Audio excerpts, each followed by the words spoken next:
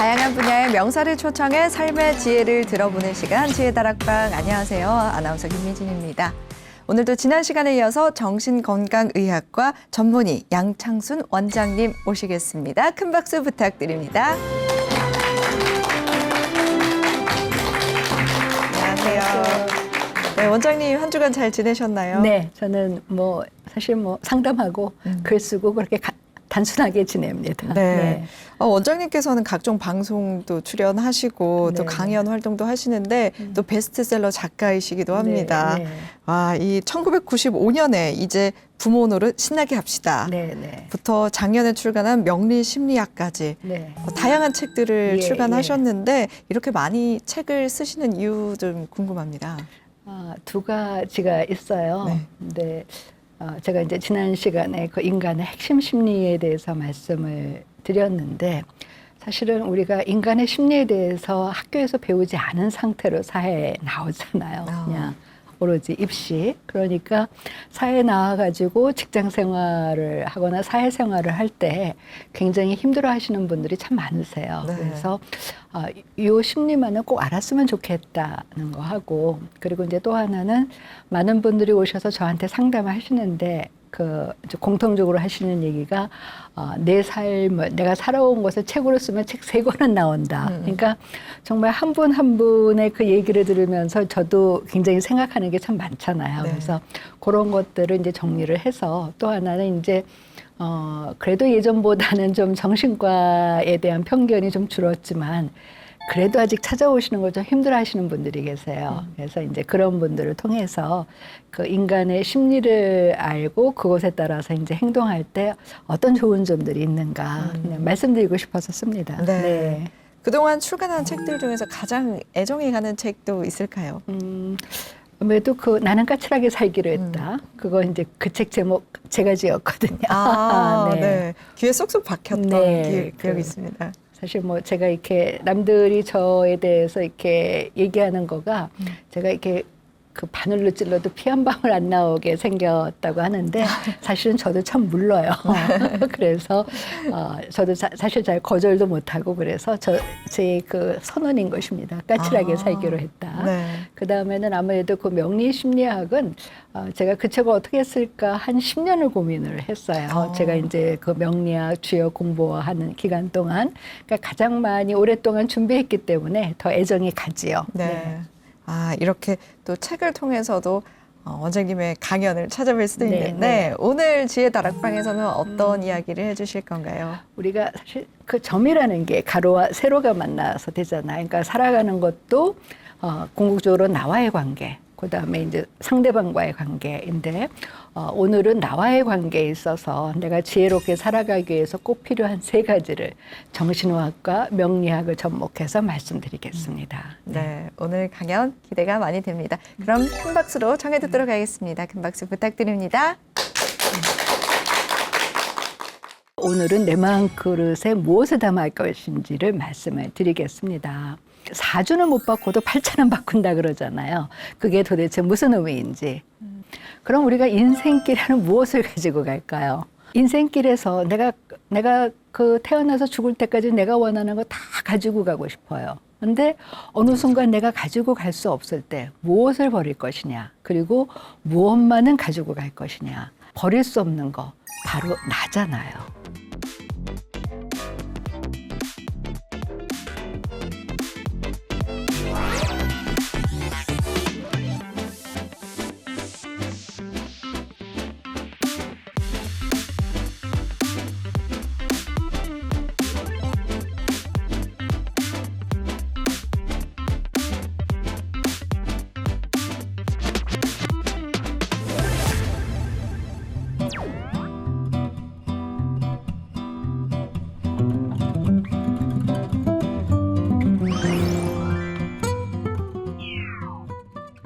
오늘도 지난 시간에 이어서 정말 우리 삶이 쉽지 않죠.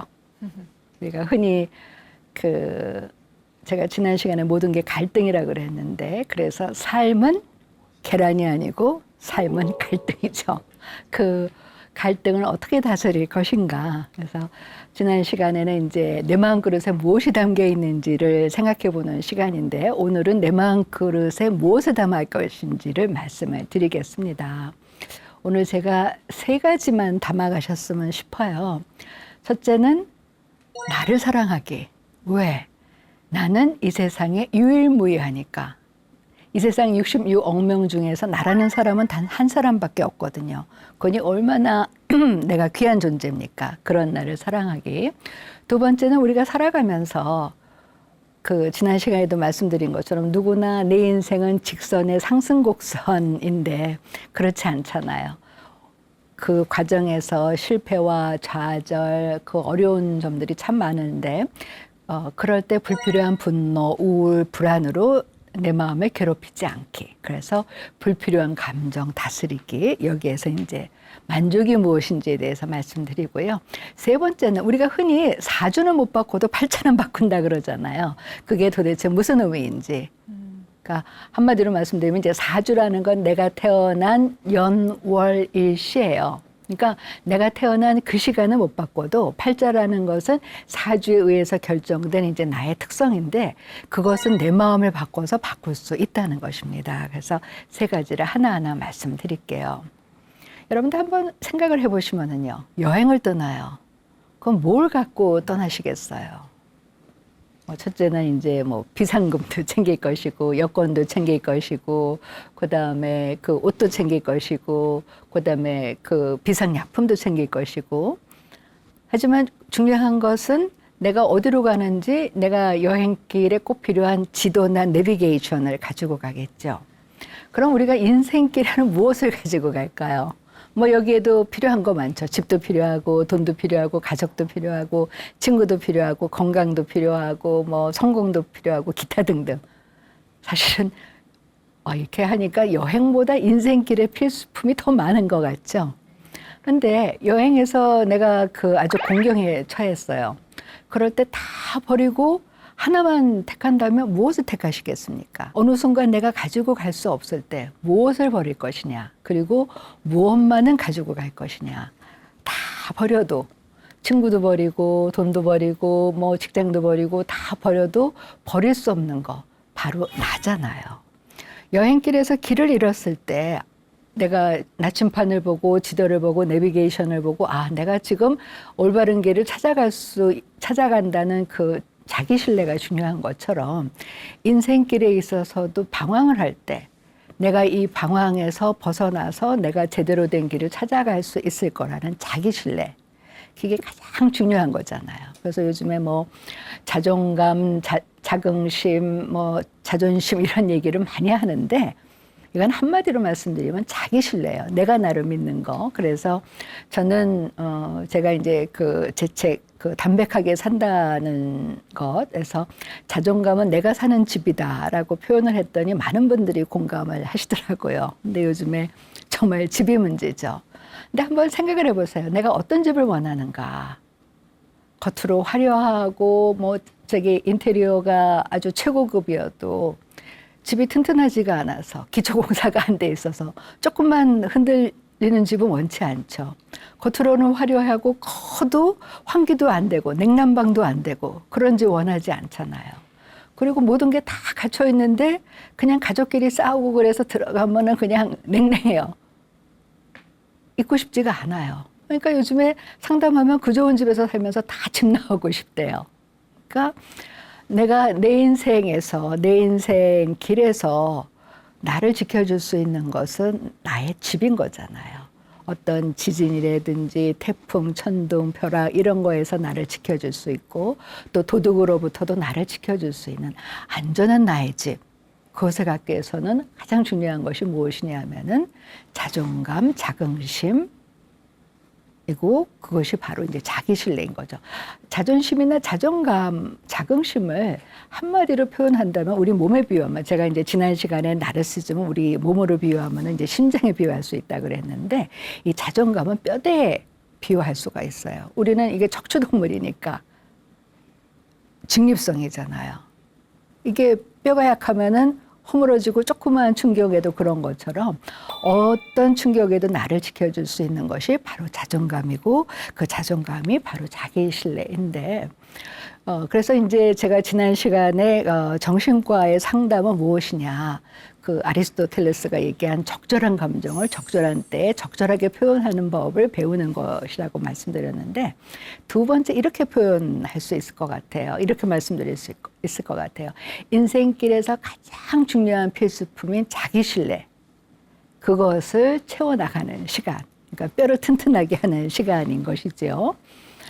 그런데 이제 그래서 사실 정신과에서 하는 상담은 뭐냐면 내가 누구이고 어떻게 살아가는 것이 가장 좋은 삶인지를 이제 찾아가는 것인데 그러기 위해서는 내가 어떤 사람인지 알아야 되잖아요. 그래서 제일 중요한 것이 상담에서 이제 내가 어떤 사람인지 이제 알아가는 과정인 것입니다. 근데 정신의학과 심리학은 내가 생각하는 나로 나의 특성을 아는 학문이에요. 그래서 이제 상담을 하면서 내가 살아온 얘기를 다 하면서 내가 그때 이런 행동을 한 것은 나의 이런 심리 때문이었구나.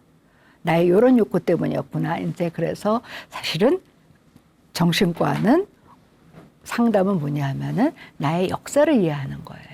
우리가 우리의 역사를 이해하기 위해서는 단군 신화서부터 현대까지 다 이해해야지만 하는 것처럼 내가 어떤 삶을 살아가야 되는지를 제대로 알기 위해서는 나의 역사를 이해해야죠. 그것은 이제 내가 기억하는 나로 하고 또 그다음에 그것을 이제 보완하기 위해서 아무래도 정신의학하고 심리학은 서양의 학문이니까 그 과학적인 데이터로 이제 분석을 해서 그 나를 알아가는 과정인 것입니다. 근데 우리가 제일 중요한 거가요. 뭐든지 내가 할 때가 제일 자긍심이 생기잖아요. 그러니까 이 정신과 상담을 통해서 내가 어떤 사람인지 알아가면은 내가 이 세상에서 가장 어려운 숙제를 풀었구나. 자긍심과 자기 신뢰가 생겨요. 근데 문제는 시간이 너무 오래 걸리죠. 그러니까 사람들이 지칩니다.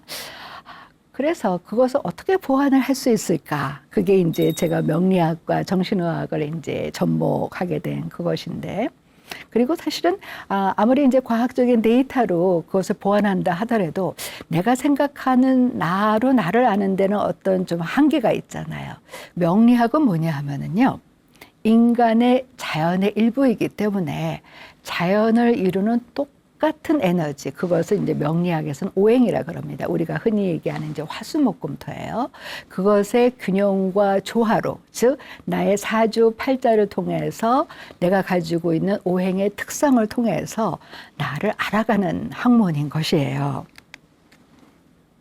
그러면은 이제 제가 지난 시간에 제가 명리학을 공부했을 때 사실은요, 지난 시간에도 나르시즘을 정신과 의사가 얘기하나 법정 스님이 말씀하시나 공자님이 말씀하시나 칸트나 헤겔이 얘기하나 똑같은 것처럼 이 인간이 자연의 일부라는 생각도 사실은 동양과 서양이 똑같더라고요. 그래서 서양의 자연주의 철학에서는 뭐라고 얘기하고 있냐면요, 세상의 모든 것이 우주를 이루는 원소로 이루어져 있다고 주장하고 있어요. 그래서 유태교에서는 인간은 우주의 기운을 담는 그릇이라고 했습니다. 그러니까 명리학에서 그 자연의 에너지인 오행으로 이루어진 나의 특성을 살펴서 나를 아는 것도 사실은 서양의 이론하고 마찬가지라는 것이지요.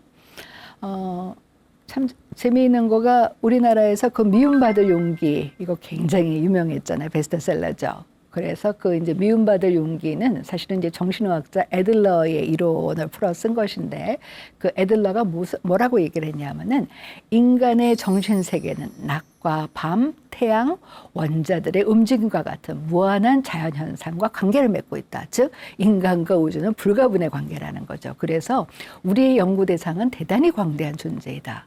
그러니까 서양의 정신의학자인 애들러조차도 인간이 그냥 단순히 뚝 떨어진 게 아니라 우주와 서로 연결된 아주 신비한 존재라는 것을 얘기하고 있는 것입니다. 그래서 제가 이렇게 정신의학과 명리학을 이제 접목을 해서 내담자들의 특성을 살펴보니까는요. 그래서 이제 사실 저는 그 이제 내담자들이 오시면 먼저 이제 제가 상담하기 전에 그분의 생년월일시로 이제 그분의 명리학적 특성을 이제 살펴본 다음에 이제 상담을 해요. 그러면은 한 개인에 대해서 굉장히 그 아주 통합적인 데이터를 얻을 수가 있는데, 정신의학은 서양의 학문이니까 아주 세밀합니다. 그리고 그 분석 도구도 굉장히 많아요.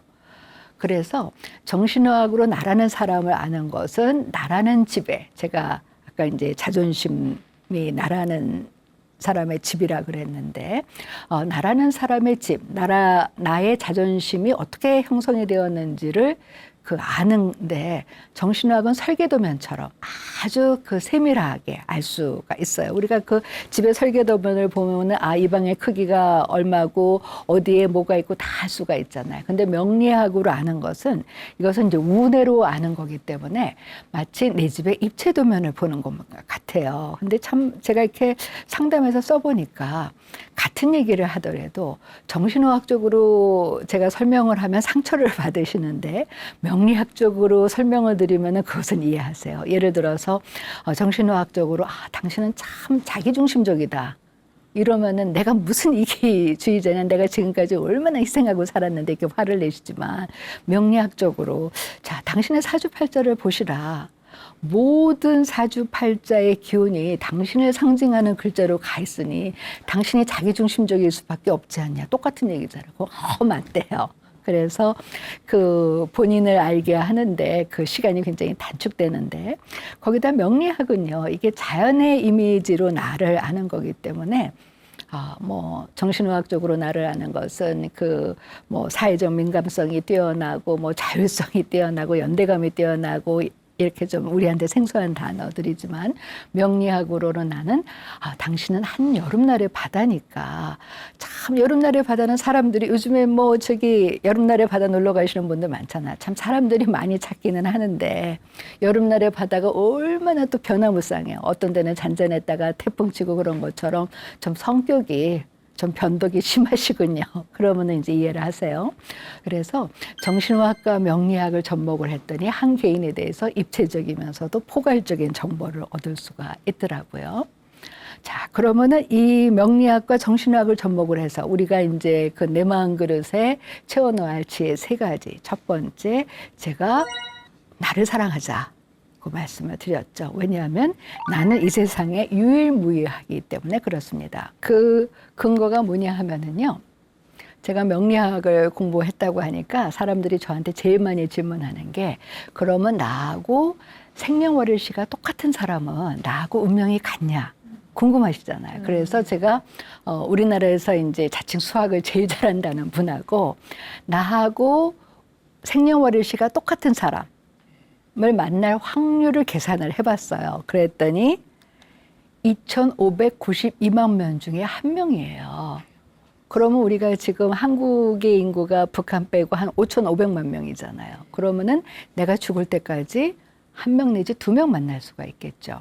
근데 여기 2,592만 명은 이제 성별까지 한 거니까 나하고 이제 똑같은 생년월일 씨와 이제 같은 성을 가진 사람을 만나는데, 하지만 여러분들이 잘 아시다시피 같은 과일도 서울에서 재배하느냐 제주도에서 재배하느냐가 다르잖아요.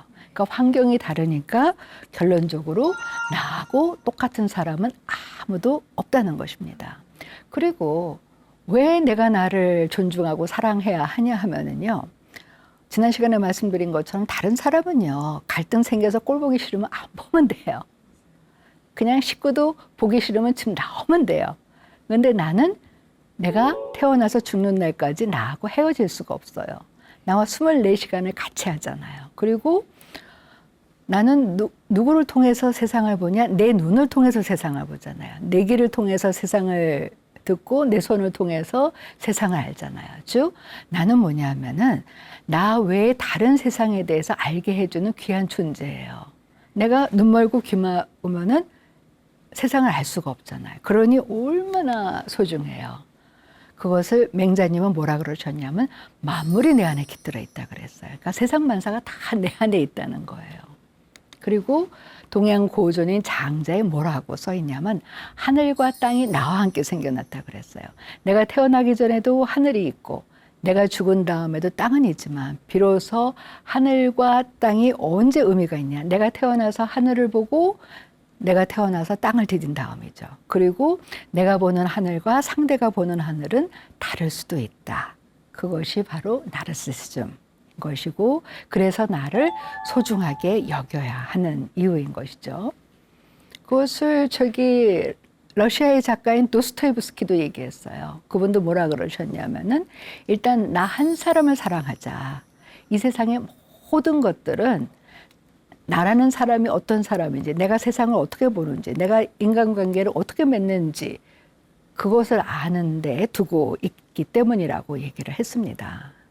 그렇잖아요. 우리가 사실은 이제 제가 상담을 하면서 인간관계에 힘들어 하시는 분들을 이제 많이 상담을 하는데, 그분들이 하시는 얘기가 뭐냐면 상대의 그 평가에 대해서 굉장히 민감해요. 근데 여러분들 한번 생각을 해보시면은요, 상대가 나에 대해서 이렇게 생각할 것이라고 하는 것은 사실은 상대의 생각일 수도 있고 아닐 수도 있지만, 중요한 것은 그건 내 생각이죠. 예를 들어서 내가 오늘 출근을 하는데, 출근하기 전에 거울로 나를 보니까 어머, 내가 봐도 내가 너무 멋있어요. 그러면은 지나가는 사람들이 나를 쳐다보면 저렇게 멋있는 사람이 어디 있어? 그렇게 보는 것 같죠. 근데 오늘 아침에 출근하려고 거울을 보니까 내가 봐도 내가 아니에요. 그러면 지나가는 사람들이 나를 보면은 상대가 나를 보는 것은 똑같지만, 뭐 저런 사람이 있어, 나를 비난하는 것 같잖아요. 즉, 중요한 것은 내가 나에 대해서 어떻게 생각하고 내가 세상에 대해서 어떻게 생각하는지를 알아야지만 인간관계와 사회와의 갈등, 환경과의 갈등도 해결할 수 있다는 것입니다. 그래서 조선시대의 유한중, 우리가 흔히 아는 만큼 보인다는 얘기가 이제 여기에서 나왔는데요. 알면은 참으로 사랑하게 되고, 사랑하면 참되게 보이게 되고, 볼 줄 알면 모으게 되니 그것은 한가 모으는 게 아니다라고 그랬어요. 그렇잖아요. 우리가 그냥 돌을 봤을 때 그냥 돌이구나 하지만, 돌을 사랑하는 사람한테는 그게 단순히 돌이 아니잖아요. 강아지도 마찬가지잖아요. 개를 싫어하는 사람한테는 그냥 개이지만, 개를 좋아하는 사람한테는 그것이 가족인 거잖아요. 그러니까 내가 상대에 대해서 어떤 마음을 가지느냐에 따라서 그 상대가 나한테 달리 보인다는 것이죠. 근데 중요한 것은 뭐냐면요, 이렇게 소중한 나를 싫어하는 분들이 너무 많으세요. 요즘에 이제 상담을 하면은 다 이생망을 외쳐요. 이생망은 정말 이번 생은 망쳤다는 거예요. 근데 그 이유가 뭐냐면은 누구보다 뚱뚱해서, 누구보다 공부를 못해서, 누구보다 부모님이 나를 지지를 못해줘서, 누구보다 집이 뭐 어쩌고 저쩌고 해서 자기를 싫어하는 이유가 정말 100만 가지예요. 그러면서 하는 이유가 난 내가 너무 싫다는 거예요. 그래서 사실은 우리가 살다 보면 실패할 수도 있고 속아 넘어갈 수도 있고, 그런데 남들은 다 그런 나를 이해하고 용서해줘요. 야, 살다 보면 뭐 실패할 수도 있고 시험 떨어질 수도 있고 실수할 수도 있지 뭐. 그런데 나는 나를 용서할 수가 없어요. 그러니까 우리가 매스컴을 볼 때 참 마음 아픈 것이 이렇게 사기당하고 그랬을 때 어떤 분들은 그 잘못된 선택을 하시잖아요. 그 이유가 뭐냐면, 야, 살다 보면은 뭐 그냥 사기꾼한테 넘어갈 수도 있지 뭐. 그렇게 남은 나를 용서해 주는데 내가 나를 용서하지 못하기 때문에 그래요. 그래서 요즘에 이게 참 현대인들의 어떤 정신적인 문제인데, 강박증하고 공황장애가 그렇게 많이 늘어나고 있어요. 근데 그 이유가 뭐냐면은 이 유튜브, 인스타그램, 이것이 좋은 것도 좋지만 인스타그램으로 보면, 유튜브로 보면은 나 빼놓고 다른 사람들은 다 잘 사는 것 같아요. 그러니까 나는 저 사람들처럼 잘 살 수 없어. 그러니까 불안해지고, 나 저 사람들처럼 잘 살지 못하면 어떡하지? 하니까는 우울해지고, 그러다 보면은 내가 뭘 잘못했어 하면은 화가 나고, 이 모든 감정이 이제 복잡해지면 그것이 이제 강박증과 공황장애가 된다는 것이죠. 그래서 제가 그렇게 이생망을 외치는 분들, 남들은 나를 용서해도 자신은 용서 못 하시는 분들한테 제가 말씀드리는 게 뭐냐 하면은요, 자기 칭찬 결핍 증후군에 걸리셨군요 라고 말씀을 드려요. 근데 이게 굉장히 중요한 거가, 사실은 우리 몸 중에서요, 면역세포가 가장 많이 분포하는 장소는 바로 장이에요. 왜냐하면 장은 우리가 먹은 게 다 소화된 다음에 그 찌꺼기가 있는 거잖아요. 근데 그 면역세포라는 것은 무엇이냐 하면은 사실은 적이 있는 데서 가서 그 군인들을 도와줘야 되잖아요. 그러니까 가장 쓰레기가 있는 장에 면역세포가 많이 모여지는 거예요. 근데 문제는 예전에 그 장 청소를 해야지만 건강하다 그래서 이 장 청결제가 굉장히 유행했습니다. 근데 문제는 뭐냐면 장을 그렇게 깨끗하게 청결하고 나니까 이게 면역계 불균형이 생기는 거예요. 그래서 우리가 흔히 자가 면역 질환이라는 건 뭐냐면 면역계 불균형으로 인해서 내 면역세포가 내 세포를 적으로 알아서 공격하는 거예요. 그게 자가 면역 질환인데 사실은 남은 나를 용서해도 나를 용서 못하는 우울증에 걸리신 분들은 남은 정말 괜찮아요. 당신 정도면은 굉장히 열심히 살았어요. 그것도 아니라는 거예요. 자기 비난, 자기 자책, 죄책감 이런 것을 하는데 그것이 뭐냐면 정신적인 자가 면역 질환인 거예요. 내가 나를 괴롭히는 거. 그래서 정말 사실은 융이라는 정신과 의사조차도 나를 있는 그대로 받아들이는 것이 세상에서 가장 어려운 일이라 그랬는데 우리가 우울증이라는 그 자가 면역 질환에 걸리지 않기 위해서는 있는 그대로의 나를 소중하게 여기는 이 세상에 나는 유일무이하게 소중한 존재로서 나를 받아들이는 자기 사랑이 필요한 것이죠. 제가 지난 시간에 그 나르시즘의 심리를 말씀드리면서 그 매슬로우의 그 욕구체계 말씀드렸잖아요. 근데 이분이 또 아주 중요한 얘기를 했어요. 우리는 물 보고 왜 너는 단단하지 않고 축축해라고 욕 안 하죠. 바위 보고 너는 왜 단단해라고 욕 안 하죠. 받아들이잖아요. 나무는 왜 푸르다고 우리가 불평하지 않잖아요. 그런데 왜 우리가 나에 대해서는 넌 왜 그렇게 키가 작아? 너는 왜 이렇게 말도 못해? 너는 왜 이렇게 공부를 못해? 맨날 그렇게 나를 비난하고 내가 나를 무시해요. 그러면서 내가 가지고 있는 장점을 못 보는 것이잖아요. 그래서 나를 사랑한다는 것은 있는 그대로 나 자신을 이해하고 수용하는 거라는 거죠. 그래서 사실 상담 과정은 뭐냐면 내가 태어나서 경험한 모든 것들이 나라는 사람의 역사를 이루고 있다는 것을 이해하고 수용하는 과정인 것입니다. 그래서 이제 그 심리학자인 펄스가 이런 얘기를 했어요. 장미는 캥거루가 아니에요. 장미로서 자기 화려함을 그거 하잖아요. 근데 남들이 보기엔 나는 장미인데 나는 장미가 너무 싫어. 나는 캥거루가 되고 싶어. 그러니까 갈등인 거죠. 코끼리는 새가 아닌 코끼리로서 얼마나 멋져요. 그러니까 당신은 코끼리로서 너무 멋져요. 그런데 나는 코끼리가 싫대요. 그래서 새가 되고 싶어요.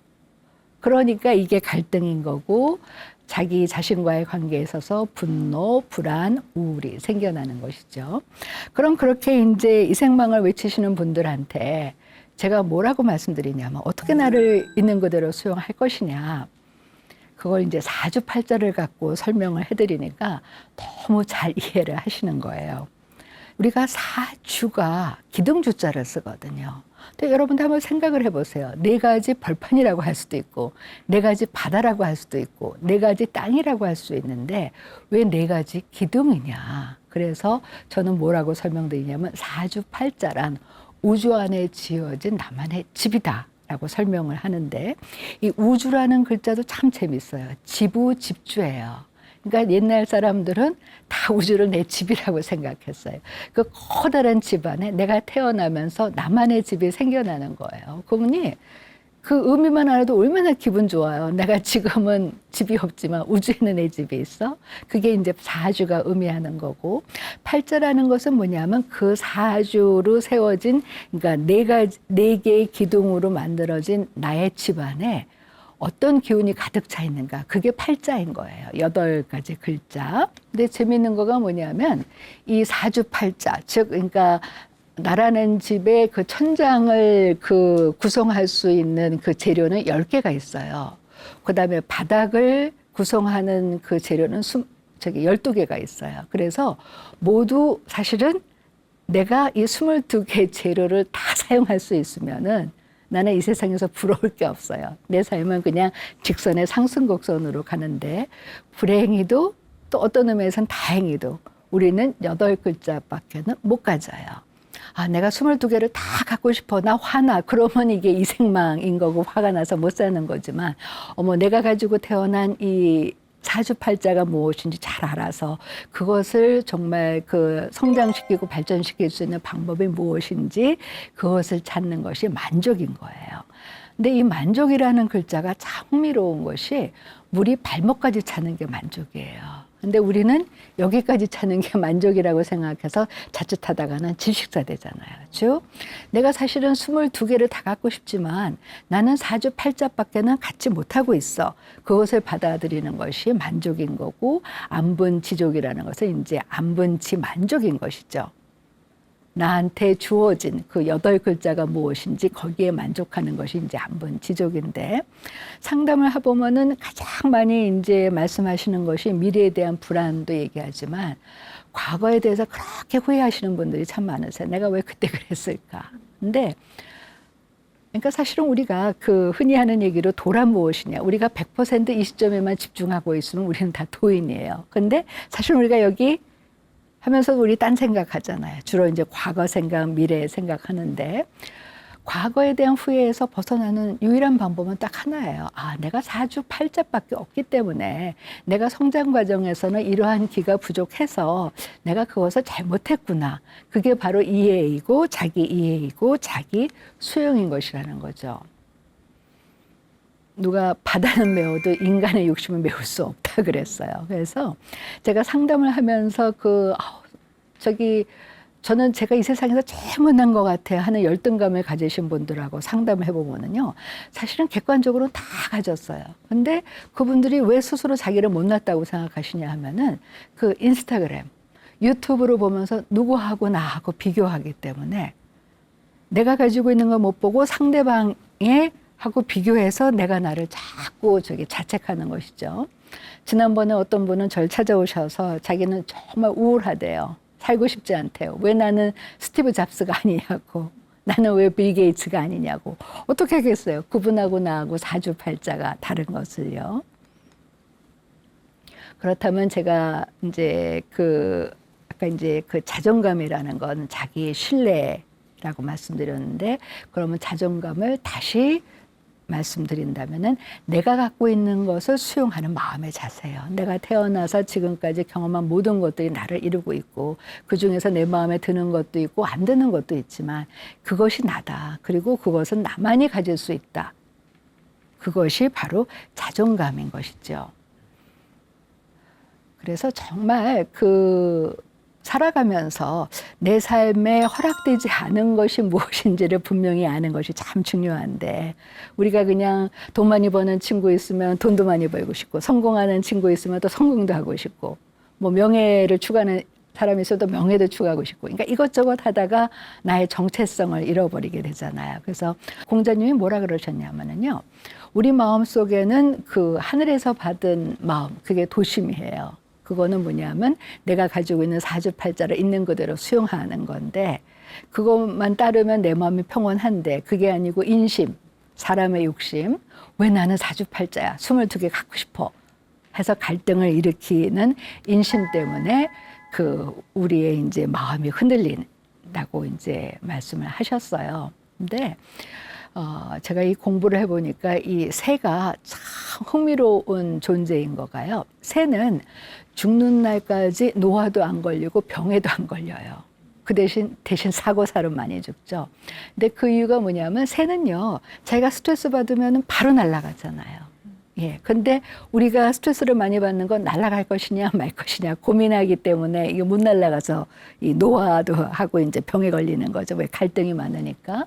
하지만 그렇게 자유로운 새도 가느다란 실 한 오라기에 묶이면은 날지를 못하는데, 우리 마음속에 인심으로 해서 그냥 불안, 분노, 우울, 욕심 이게 가득 차면은 무거워서 날 수가 없는 거잖아요. 그래서 자존감이라는 것을 다시 강조한다면 내가 갖고 있는 것을 귀하게 여기고 그것을 수용하는 마음의 자세를 자존감이라고 할 수가 있는 거고요. 우리가 사실은 뭔가 결정을 할 때도요, 100대 0의 선택은 없어요. 최고의 선택은 51대 49입니다. 근데 중요한 것은 내가 A를 선택하면 B에 대한 미련을 버리는 것이다. 그게 바로 자기의 신뢰인 것이죠. 어머, 내가 잘 선택을 했구나. 그런데 우리가 힘들고 갈등을 일으키는 게 뭐예요? 내가 선택하지 않은 것에 대한 미련이 있으니까 내가 잘 선택을 했나? 저거 할 걸? 그렇게 이제 갈등을 일으키는 거잖아요.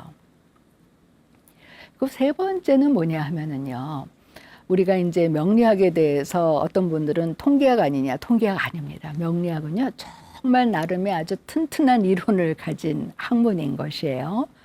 그리고 명리학은 결정론이 아니에요. 내가 태어나서 내가 죽는 날까지 운명이 다 결정된 것이 아니라 나라는 사람의 그 집은 형성이 되어 있지만 내가 그것을 중간에 어떻게 인테리어하고 어떻게 고치느냐에 따라서 내 집이 달라지는 것처럼 내 삶의 흐름을 내가 조정함으로 인해 가지고 내 운명을 내가 개척할 수가 있다. 그것을 알려주는 것인데 그 이유가 이제 뭐냐면은 명리학의 가장 기본 이론이 오행, 즉 인간은 인간이고 자연이고 화수목금토 5가지의 에너지로 이루어져 있고 그 에너지의 이제 비율로 자기를 아는 것인데 재밌는 거가 행이라는 것은 사람이 왼발 오른발 해서 걸어가는 걸 얘기하는 거예요. 즉 우리가 다 알잖아. 에너지라는 것은 고정된 것이 아니고 흐르는 것이고 변화하는 것인데 아까 제가 동양과 서양이 같은 생각을 한다고 말씀드렸는데 똑같은 얘기가 있어요.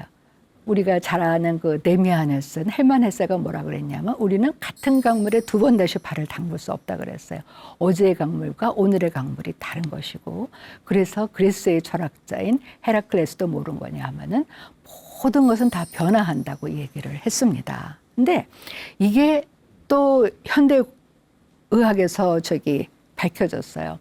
우리 몸은요, 1년마다, 피부는 한 달마다, 간은 6주마다, 위벽은 5일마다 해서 1년에 우리 몸의 98%가 새로운 세포로 대체된다는 것이 밝혀졌습니다. 그러니까 우리가 이 생일날 우리는 새롭게 태어나는 거예요. 그리고 예전에는 우리가 그 25살 먹으면은 뇌가 더 이상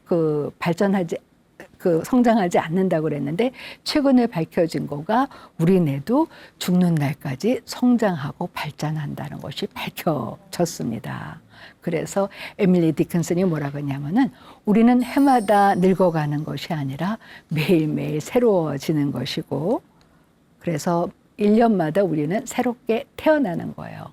그러면 어떻게 우리가 새롭게 태어날 것이냐. 매 순간 경험하는 모든 것들이 나를 성장시키고 발전시킨다고 해서 그 모든 것에 깊은 관심을 가지고 모든 도전을 배울 수 있는 기회로 받아들이면은 우리가 새로워질 수 있다는 것이죠. 그래서 우리가 흔히 하는 얘기로 사주는 못 바꿔도 팔자는 바꾼다는 얘기는 뭐냐 하면은 내 마음을 바꿔서 내 운명도 바꿀 수가 있고 내 삶의 미래도 개척할 수 있다는 것입니다. 그러면 어떻게 우리의 심상을 바꿀 것이냐. 우리는요, 내가 잘 나갈 때는 계속 잘 나갈 것 같아요. 내가 지금 아주 어려운 고비에 처했을 때는 앞으로 내 운명에는 좋은 일은 하나도 없을 것 같아요. 근데 그게 아닌 것이 명리학에서 사실은 우리나라 이 태극기가 굉장히 아주 정말 철학적인 국기인 겁니다. 위가 양이고 아래가 음인데 왼쪽에 양이 가장 클 때 이미 파란색 음이 자라나고 있잖아요. 이건 뭐냐면 잘 나갈 때 교만하지 말고 다음에 안 좋을 때를 대비하라는 거고 파란색 음이 가장 클 때 이미 양이 자라나고 있잖아요. 내가 가장 힘들 때 사실은 그것이 절망이 아니라 새로운 것이 생겨난다는 것. 즉 잘 나갈 때 교만하지 말고 어려울 때 좌절하지 말라는 거고요. 또 하나는요. 사실은 이 명리학은 제가 공부해 보니까 이제 양자역학하고도 연관이 되는데 양자역학은 뭐냐면은 같은 그 파동을 가진 주파수끼리 공명한다는 것인데 이 오행도 마찬가지예요. 내가 그 불안하고 우울하면은요. 내 주위에 있는 모든 나쁜 기운을 다 가져오지만 내가 누군가를 칭찬하고 격려해서 내 마음을 좋은 에너지로 채우면은요. 그것이 나의 마음과 같은 주파수를 가진 파동하고 공명하기 때문에 내 삶이 잘 풀려나간다는 거죠. 우리가 흔히 하는 얘기대로 정말 말하는 대로 되는 것이에요. 근데 지난번에 어떤 분이 내가 이렇게 스트레스가 많은데 언제 내가 어떤 사람인지 생각할 시간이 어디 있는가. 그랬더니 그 다음 상담 때 오셔가지고 뭐라 그러시냐면은 어느 날 내가 내 아내랑 얘기하는데 그동안은 맨날 아내랑 얘기하면서 TV 보고 핸드폰 보고 그랬는데 그날은 딱 5분만 아내의 눈을 보고 얘기를 했더니 아내가 그렇게 좋아하더라는 겁니다. 어머, 내가 아내한테 딱 5분만 투자했더니 아내가 그렇게 좋아하면 나한테 딱 5분만 투자한다면은 내가 얼마나 행복할까. 거기에서 깨달은 거가 결국 모든 학문은 뭐냐면 내가 나를 알고 나를 귀하게 여길 때 나의 잠재력을 발휘할 수 있다는 것을 알려주는 것이죠. 그리고 그럴 때 내 마음 그릇에 무엇이 담기느냐 하면은 나라는 사람이 존재하는 의미, 그리고 내 삶에 내가 노력해서 성장하고 발전할 수 있다는 희망, 이 두 가지가 담기는 거잖아요. 아무리 인공지능이 그 발달을 해도요, 인공지능이 가질 수 없는 게 이 딱 두 가지입니다. 인간만이 가질 수 있는 거, 내 삶의 의미, 내 존재의 의미, 그리고 희망인 것입니다. 그런 마음 그릇을 가지시기를 바라면서 제 강의 마치겠습니다. 감사합니다.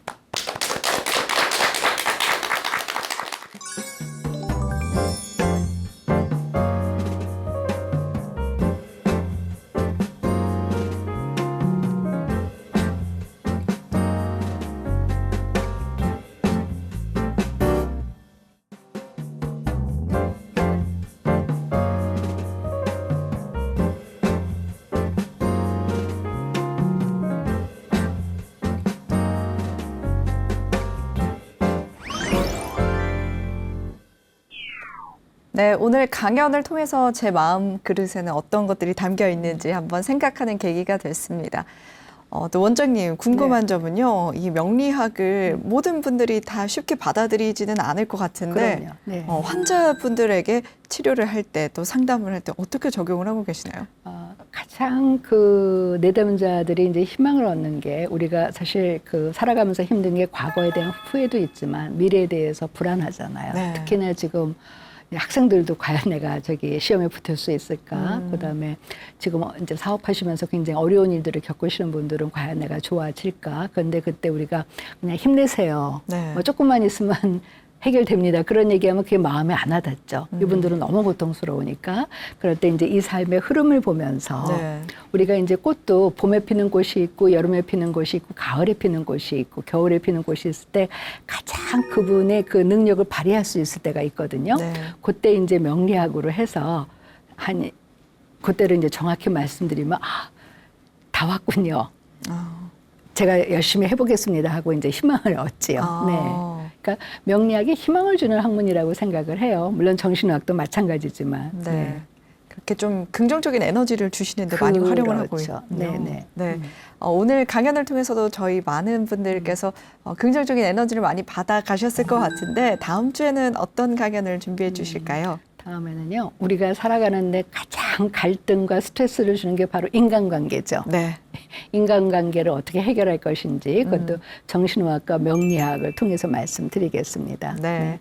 오늘 강연 중에서 우리는 해마다 늙어가는 것이 아니라 매일매일 새로워지는 것이다라는 말이 굉장히 기억에 많이 남습니다. 다음 주 이 시간에도 새로운 모습으로 찾아뵙도록 하겠습니다. 함께해 주신 여러분 고맙습니다.